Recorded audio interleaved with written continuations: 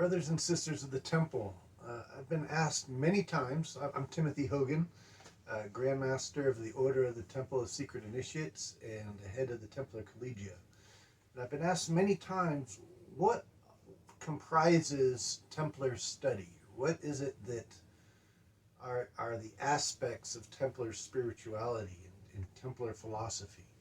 And so I want to make some clarification today about what a Templar is in terms of what they like to study, or what's within the Templar curriculum.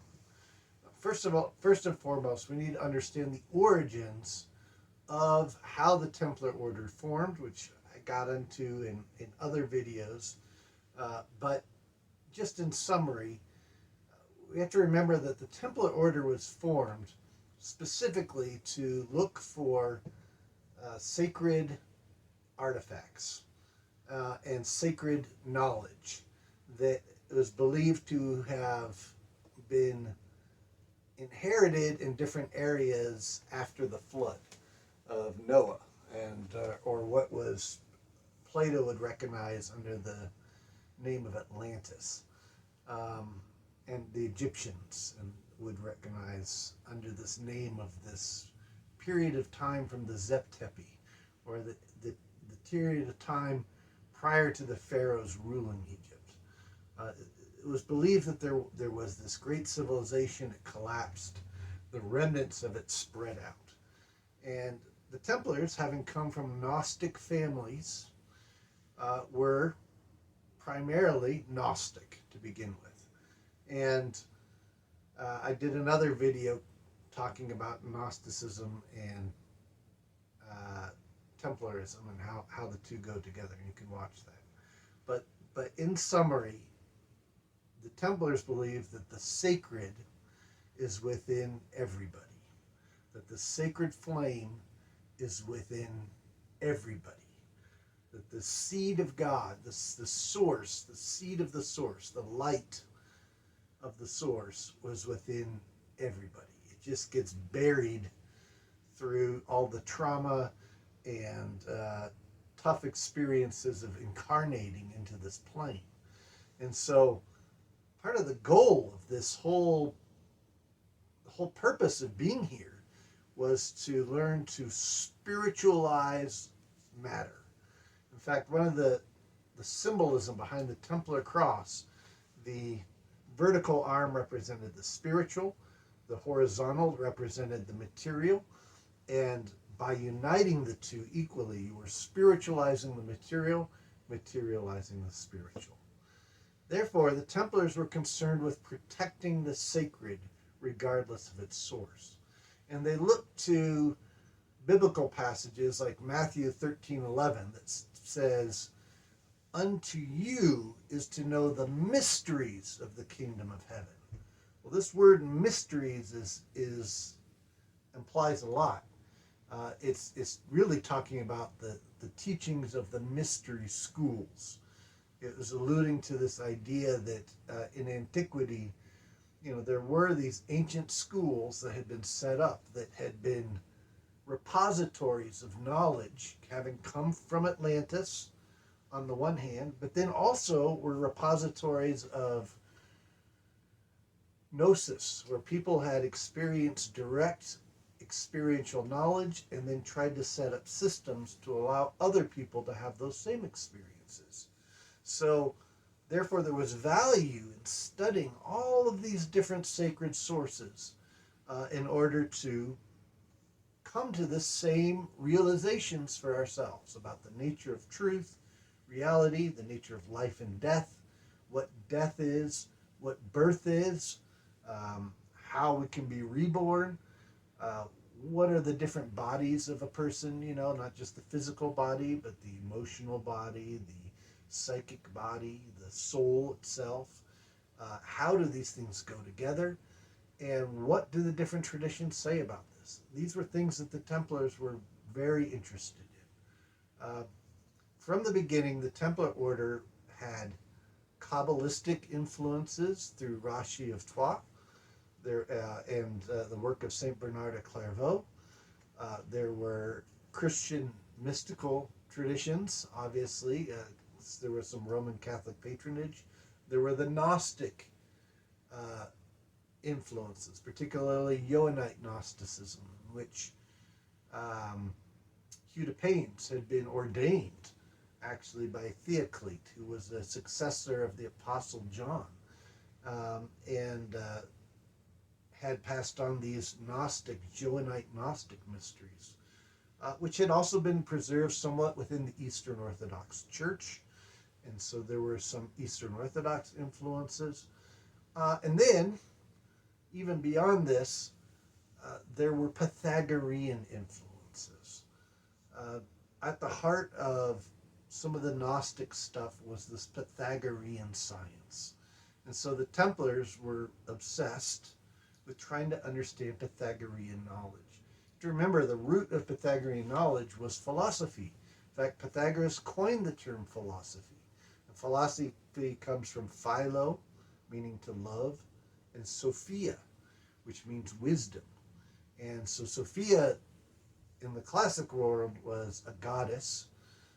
Even within the Gnostic tradition, she was a goddess who had basically given birth to aspects of creation, got completely lost in it, and then through her own efforts, through the freedom of working through the challenges of life, she managed to eventually marry the Christos, the universal consciousness, and attain gnosis for herself.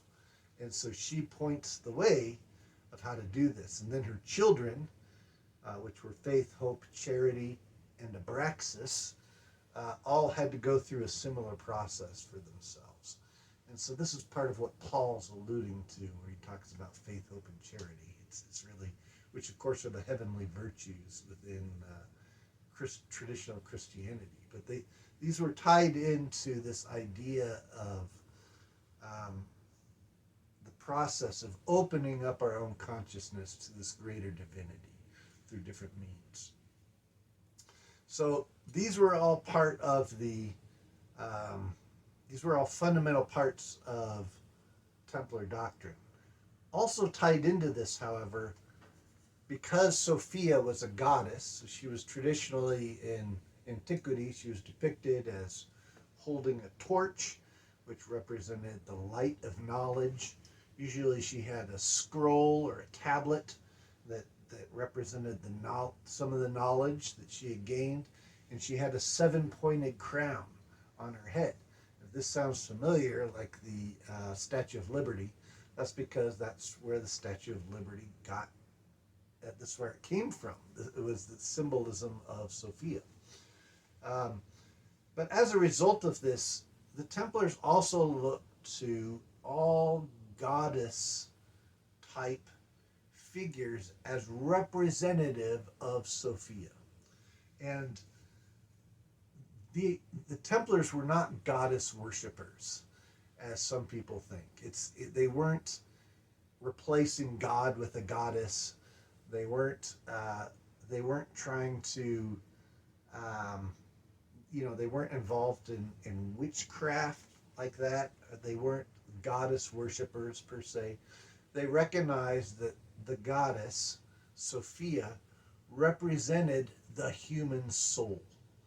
And that the human soul incarnates into this world, it creates, makes mistakes, and it eventually, through its own efforts, is enthroned again with a greater understanding of what creation is about.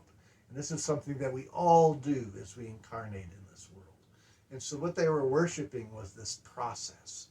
And it came to be associated with other things like Venus, and in particular with the Templar travels.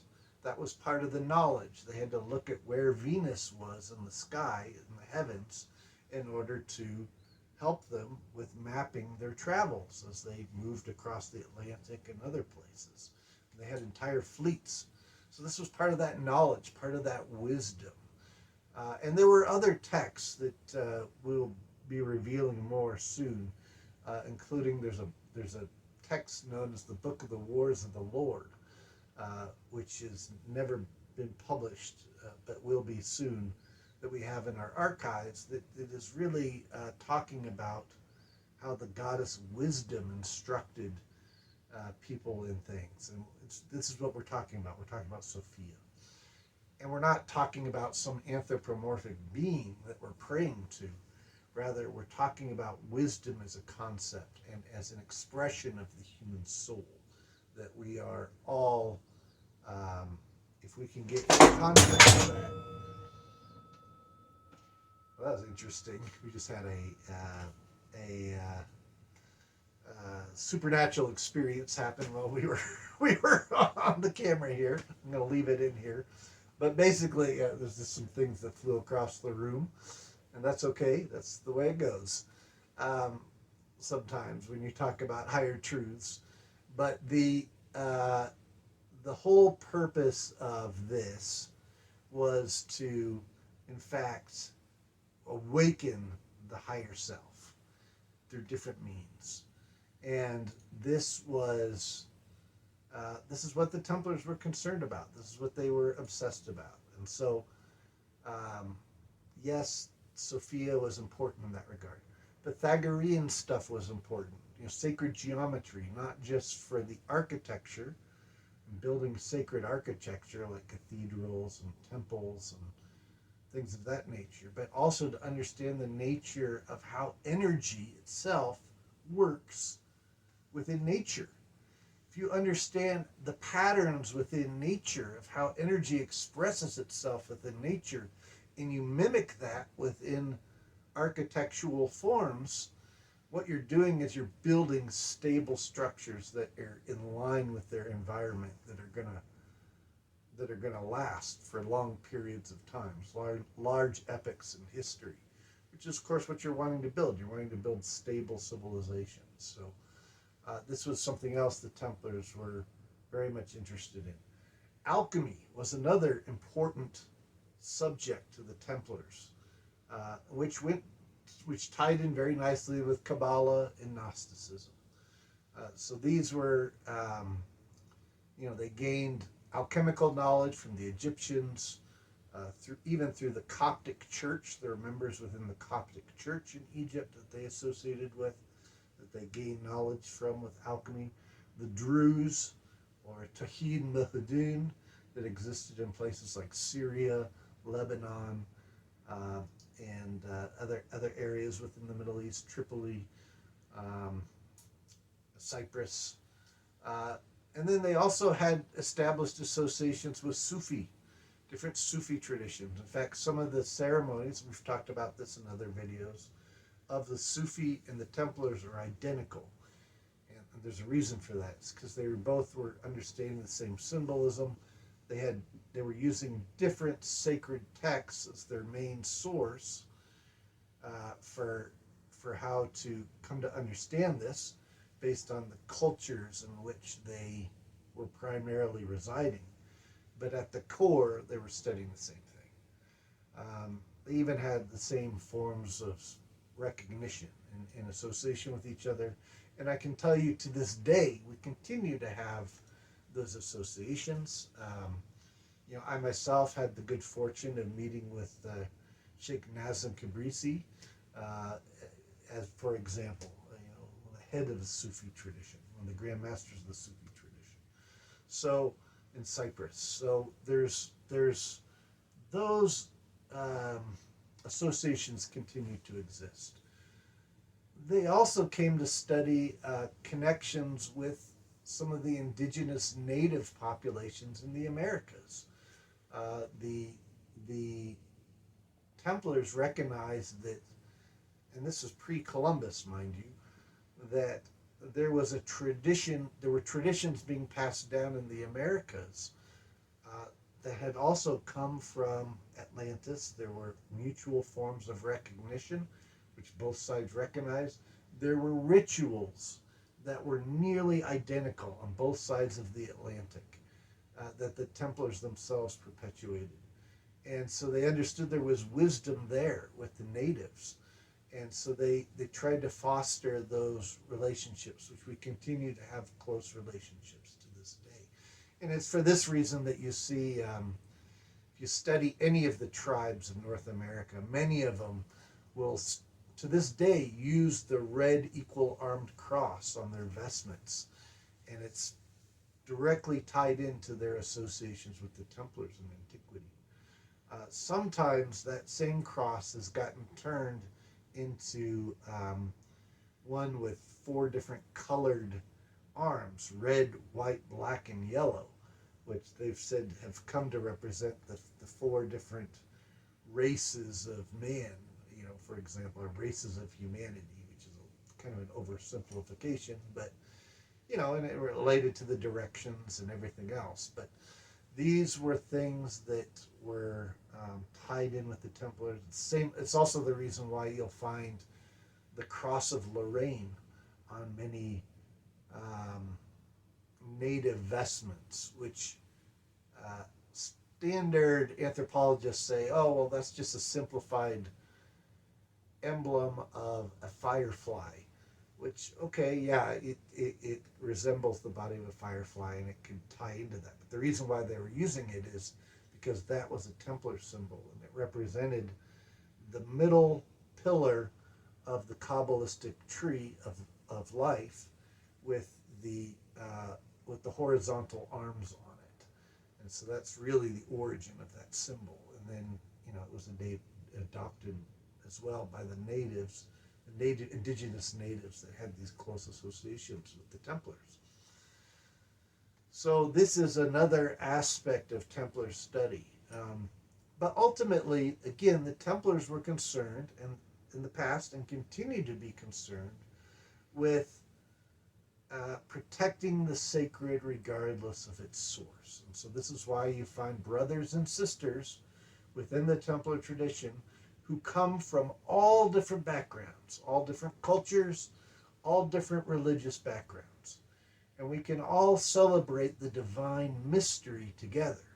And we can, even though we may come from different backgrounds or have learned things through a different filter throughout life, we can pray around the same altar together. And we can celebrate that same divine mystery, recognizing that it, you know, it may take on different names depending on where you are.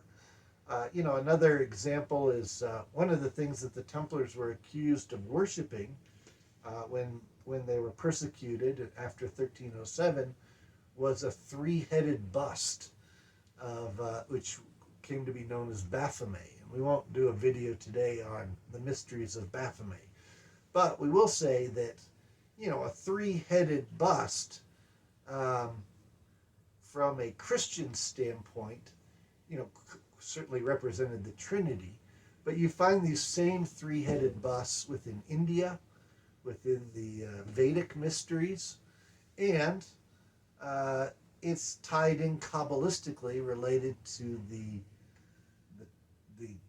Kabbalistic tree itself, which was known as the Parsuf in Hebrew. Well, Parsuf means face, and so it was believed there was a three-faced tree because of the different levels of that Kabbalistic tree. And so this is even alluded to in the Zohar itself. So this is a universal mystery. These are universal mysteries that are being passed down by the different cultures. Templars try to understand this. We celebrate this mystery that unites us all as humanity.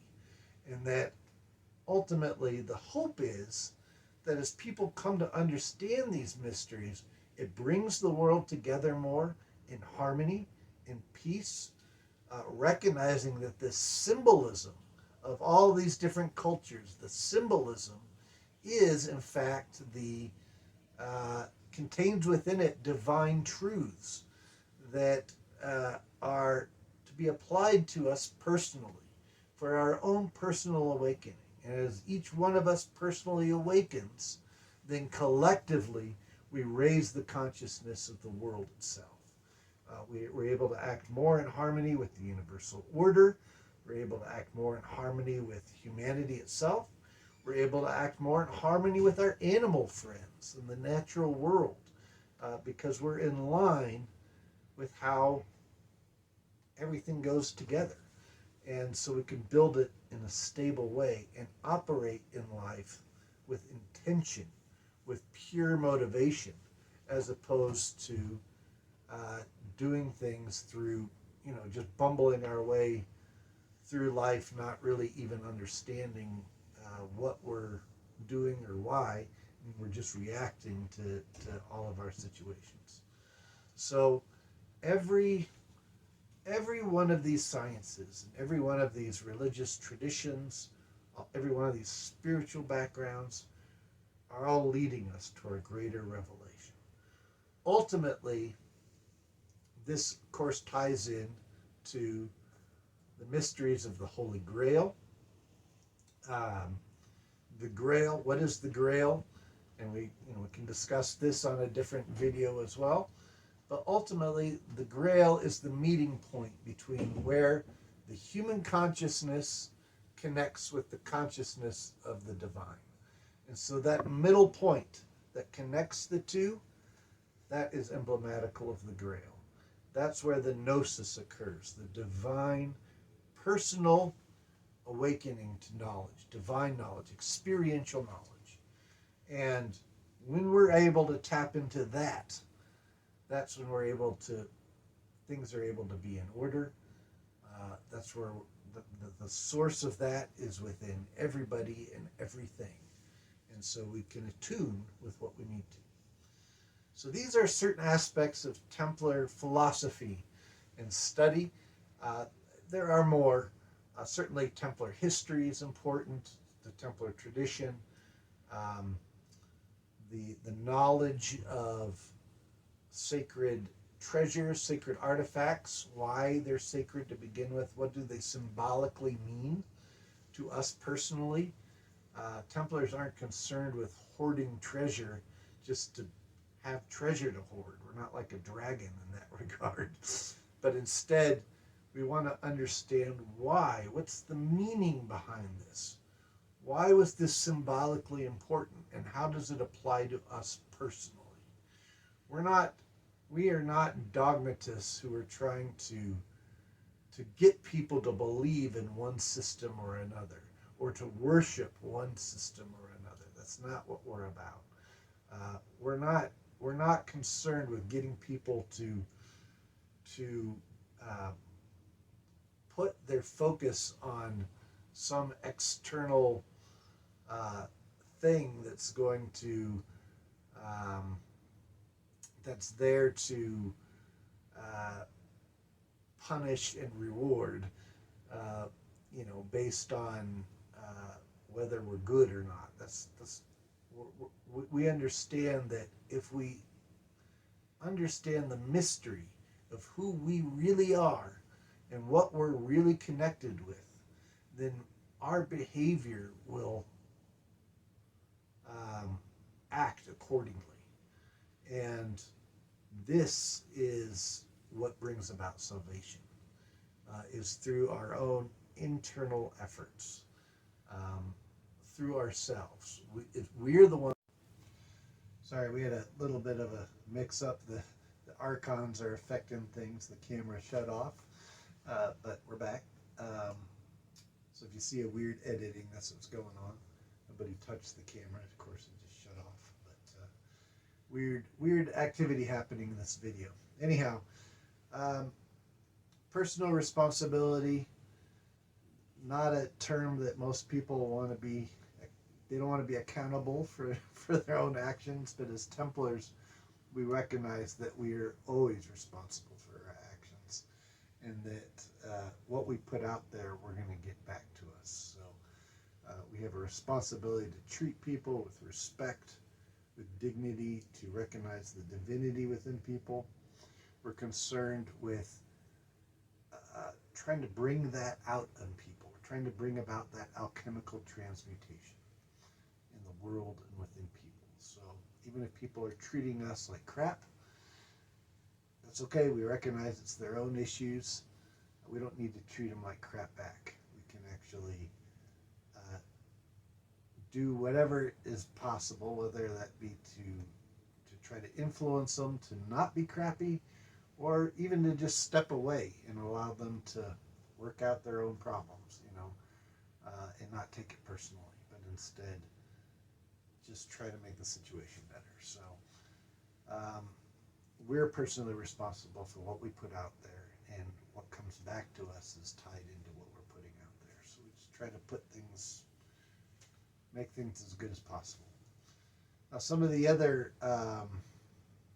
subjects, if you will, within the Templar tradition that have been significant throughout history include Templars have been interested in apocryphal texts of the Bible.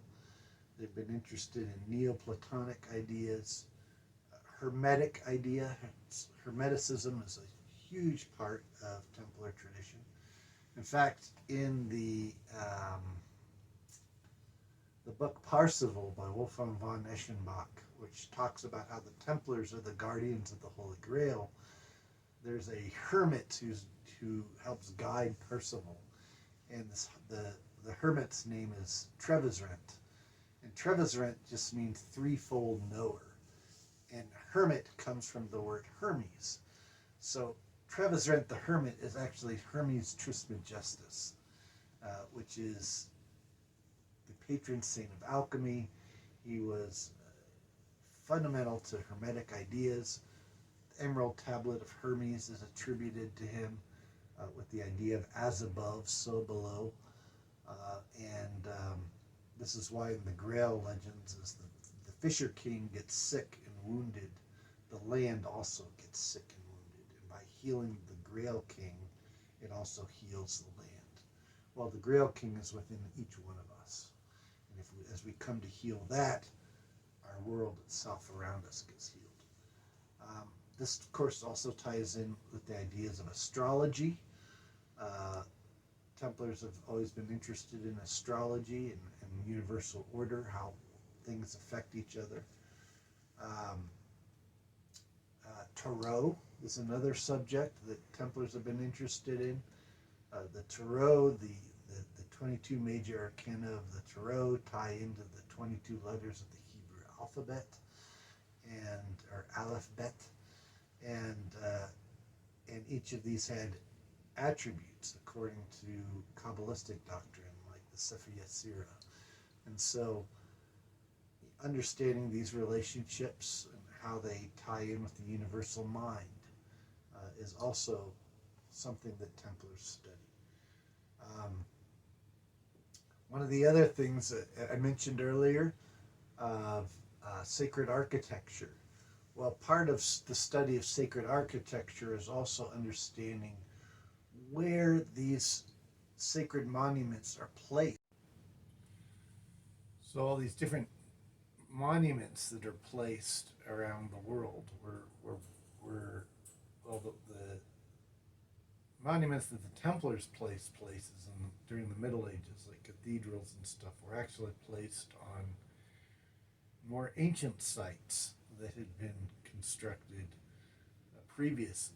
And this goes around the world. I mean, there were many sacred sites that were deemed sacred because many cultures built on that same area over layers, over millennia. And the Templars also recognize that there's a world grid, if you will, connecting all of these sites, of ley lines, of electromagnetic lines of force that connect all of these areas, that had been utilized in antiquity and can be utilized again in the future. So this is another thing that Templars are interested in studying and that ties in with the sacred architecture, is how are these things all connected? How are these different sites around the world connected to each other? And what do they have to tell us, and how they can be utilized for the future as we come together more as one community in the world, which our technology is allowing us to do if we're able to do it responsibly. If we don't allow our technology to surpass our spirituality. They have to go hand in hand. Our spirituality has to control our technology, not vice versa. So these are important ideas. Now, when I say spirituality, I'm not talking about dogma of a particular religion or a particular church, but rather our internal impulses connected with the greater consciousness of whatever you want to call it, of source, whatever name you want to call that, God or Allah or Krishna or Christ or whatever you want to call it. But the way to connecting that is through your heart and being able to tune with that, and first and foremost, and then allowing our technology to work in harmony with that. This also ties in the again, I mentioned the sacred artifacts. For example, the Ark of the Covenant is very important to Templars, or Arks of the Covenant. Not just as a sacred treasure, not just even as a technology that can be utilized to, we believe, eventually provide free energy to the world itself. But symbolically speaking, what does that ark represent? I mean, the Holy of Holies within the so the Holy of Holies within Solomon's temple, while the ark was kept, we understand that Solomon's temple itself was a microcosm of the macrocosm of the human body. The spot of the Holy of Holies would have been in the head, between the temples. In fact, the very word temples come from temple. So this is where the ark was placed, and the ark was also described as a communication device with God. So we also, within our temples, have a space within our head that acts as the communication device with the greater God consciousness. And this is, of course, our pineal gland.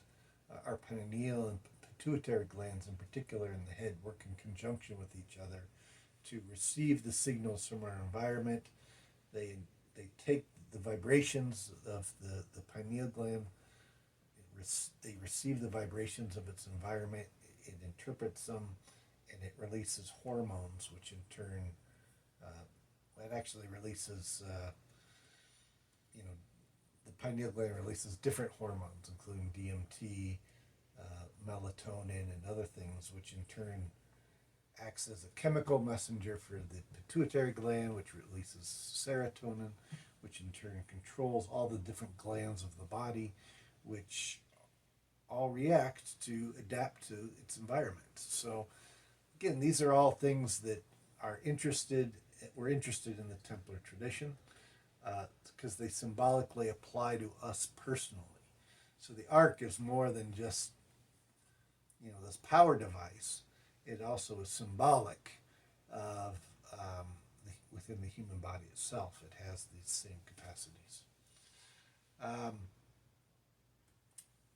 Speaking of technologies, this also, as Templars, we're interested in the extraterrestrial phenomena associated with UAPs or UFOs. We definitely recognize that we are not the only conscious being in the block, that there is lots of beings out there in the universe. There's life everywhere, and that there is a galactic community out there, and that as humans, we're just not quite responsible yet for being in that. And so we have to get to a point where we will be responsible as humanity to join in that galactic community, where we're responsible with our technology. Ultimately, the things we're striving for, embodying this universal consciousness, is the same thing that other beings out there are trying to do, and they've just learned to create technologies that work within that universal consciousness field, and they've learned to work with that in order to accomplish the things that they do. And we will get to that point eventually as humanity, but first we need to understand ourselves. We need to understand our connection to each other. We need to understand the connection to all sentient beings on the planet, and not just on our planet, but in the entire universe. So there is a universal order, and we are heading towards a greater destiny in the stars, with our cousins that are out there. And I do say cousins, and there's a mystery associated with that. So these are things that Templars are concerned about, and that we do continue to study. Ultimately, at the end of the day, the only way we can study these things, the only way we can come together as people, the only way we can learn from our mistakes, and that we can build a responsible society, is if we have the freedom to do so. And so this is the last hallmark that is fundamental to Templars, was the idea that humans are co-creators in the universal consciousness, and that we need to, not only are we protecting the sacred, but we must have the freedom to come together as a universal consciousness and expression. This can't be controlled by any one set of people that have their own selfish ambitions. And it's for this reason that Templars have always been concerned with setting up democratic institutions. They've been involved legally throughout, going all the way back to the Magna Carta in England. In fact, the Temple Bar gets its name from the legal work at Temple, which was Templar headquarters there at Temple Church in London, which is still where all the legal processes of London take place. So there's always been this Templar connection where we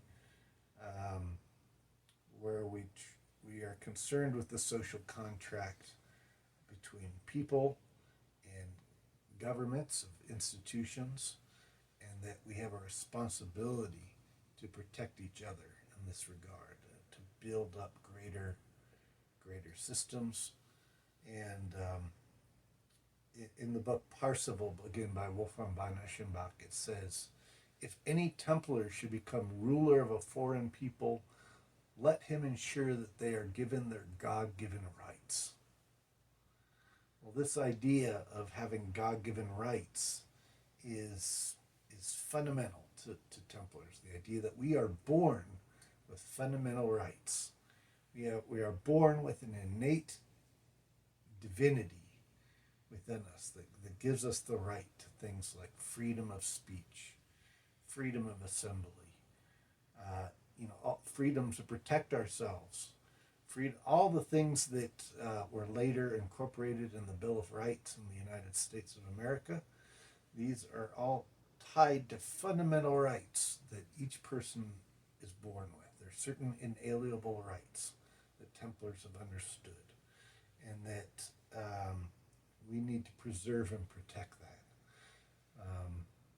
That has always been part of the Templar mission, and it always will be. So this too is a part of that Templar tradition.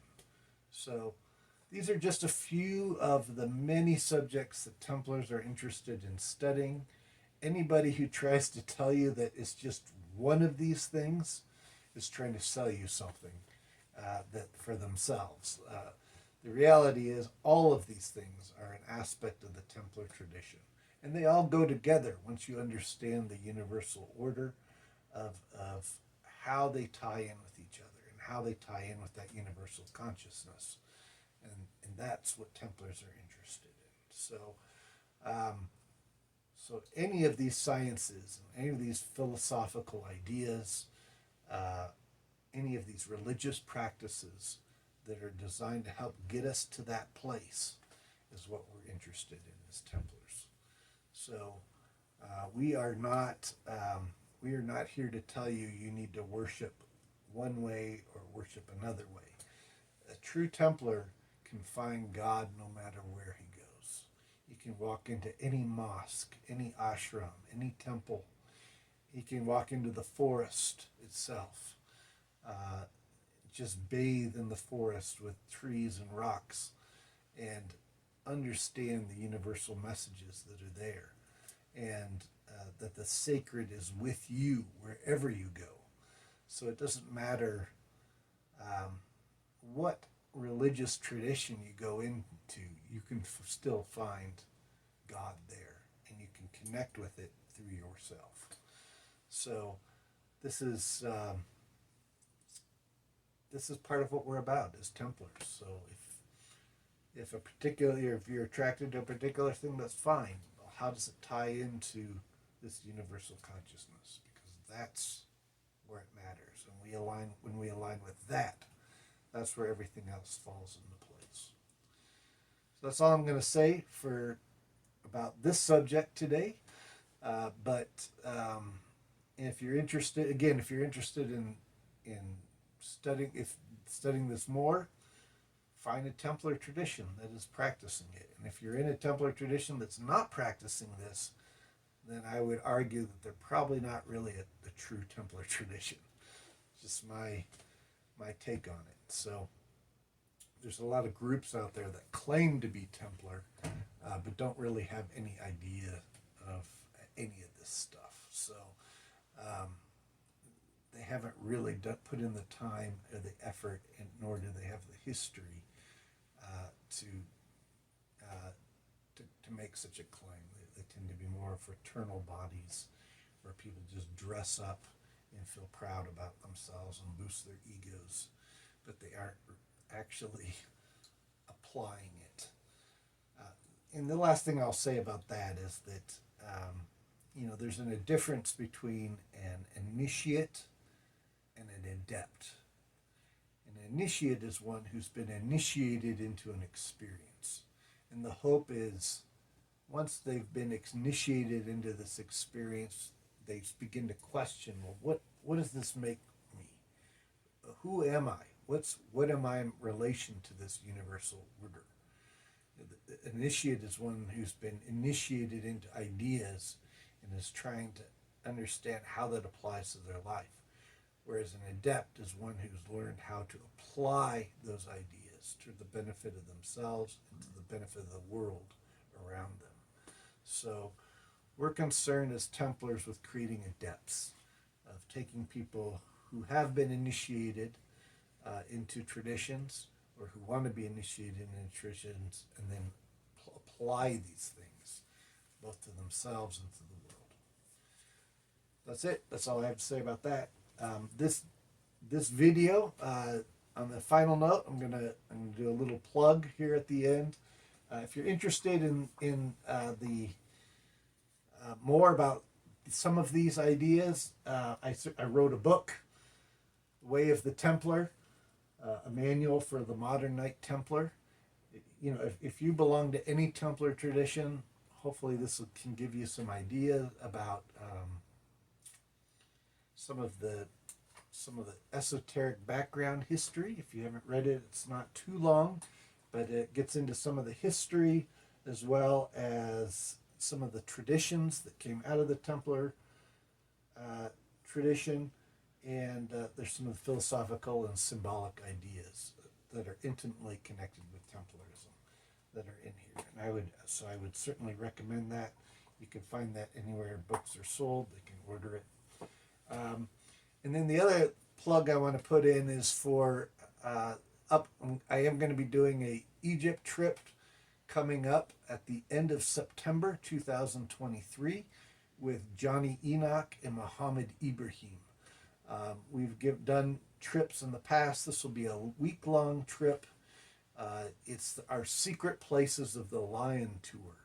And this is named after the book by George Hunt Williamson, Secret Places of the Lion, where he talks about a number of esoteric ideas. It's a great book. Pretty far out. I'm not going to lie. There's some pretty esoteric ideas in there. George Hunt Williamson was a Templar, and he got a lot of his information from within the order, and he put it in this book, Secret Places of the Lion. So, of course, when we think of the lion, we think of Egypt, we're talking about the Sphinx, some of the mysteries of the Sphinx. And so we will be going to Egypt at the end of September, and we will be going to the Sphinx and other areas, the Great Pyramid, some of the temples. We have a week-long trip where we're going to be exploring these mysteries, particularly some of the alchemical mysteries and other things. This trip, if you want to sign up for it, is through Saba Tours. That's Saba Tours, Tours. Saba Tours. The word Saba just means Stargate, and that'll become more significant if you go on the tour. We'll show you the connections with the Stargates that are found in Egypt. But ultimately, Secret Places of the Lion Tour through Saba Tours. And if you go to the Saba Tours website, you will find you can sign up for a week-long trip where we explore these mysteries and we go into much greater detail. We will show you the places that the Templars had their headquarters and were doing their research, and where the alchemical information is at Egypt in places like Luxor and Abydos and other places like that, and where they were finding arcs. And the graffiti, the Templar graffiti, is still there at these areas from clear back in the 1100s. So pretty exciting, very cool stuff. And we of course, we point all this stuff out, and we show you this knowledge that you're not going to get through any other Egyptian tour. And of course, Mohammed Ibrahim, incredible expert in Egyptian language, the Egyptian mythology, the Egyptian history. He brings his expertise. Johnny Enoch, you'll know him from his mystery teachings, his work through Gaia. Incredibly knowledgeable of the ancient mysteries itself and how they apply to Egypt. And then, of course, myself, and I have, the secret Templar information that most people don't know about, tied into these things. So just an incredible opportunity, and we would invite you along on that. So that's all we have for today, and until next time, be safe.